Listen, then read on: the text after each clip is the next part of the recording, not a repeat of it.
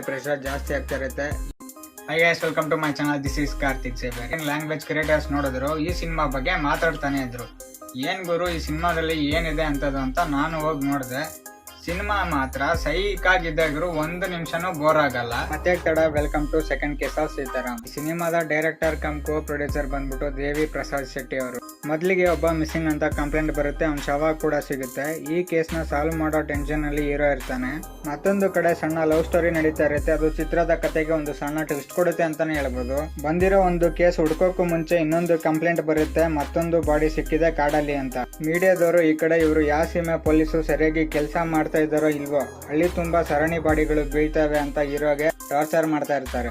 ಇದು ಸಾಲದು ಅಂತ ಹಳ್ಳಿ ಪಂಚಾಯತಿ ಜನಗಳೆಲ್ಲ ಹೀಗಳಿಸ್ತಾ ಇರ್ತಾರೆ ಪೊಲೀಸ್ ಸ್ಟೇಷನ್ ಹತ್ರ ದಿನ ಬಂದು. ಕೊನೆಗೆ ಹೀರೋಗೆ ಒಂದು ಚಿಕ್ಕ ಸುಳಿವು ಸಿಕ್ಕೇ ಬಿಡುತ್ತೆ. ಅದು ಏನಪ್ಪಾ ಅಂದ್ರೆ, ಬಾಡಿ ಪೋಸ್ಟ್ ಮಾರ್ಟಮ್ ನಾವು ಇಲ್ಲಿ ಕಂಟಿನ್ಯೂಸ್ ಆಗಿ ಮಾಡ್ತಾ ಇದೀವಿ.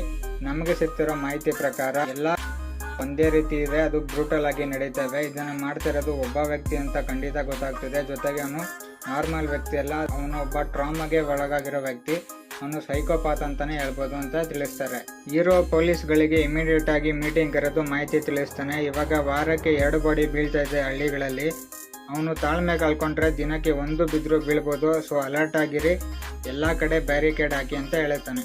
ಸೊ ಅಲರ್ಟ್ ಆಗಿ ಕೆಲಸ ಮಾಡಿ ಹಳ್ಳಿಯ ಎಲ್ಲ ಭಾಗಗಳಲ್ಲಿ ಬ್ಯಾರಿಕೇಡ್ಗಳನ್ನು ಹಾಕಿ, ಯಾರ ಮೇಲೆ ಡೌಟ್ ಬರುತ್ತೆ ಅವ್ರನ್ನ ಪೊಲೀಸ್ ಸ್ಟೇಷನ್ಗೆ ಕರ್ಕೊಂಬನ್ನಿ ಅಂತ ತಿಳಿಸ್ತಾನೆ.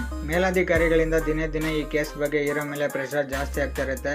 ಹೀರೋ ಮುಂದೆ ಹೇಗೆ ಪತ್ತೆ ಮಾಡ್ತಾನೆ ಈ ಸೈಕೋಪಾತ್ನ, ಜೊತೆಗೆ ಹೇಗೆ ಬಂಧಿಸ್ತಾನೆ ಅನ್ನೋದು ಈ suspense psycho thriller story ever made in Kannada cinema industry. The second case of Sitaram ಅಂತಾನೆ ಹೇಳ್ಬೋದು.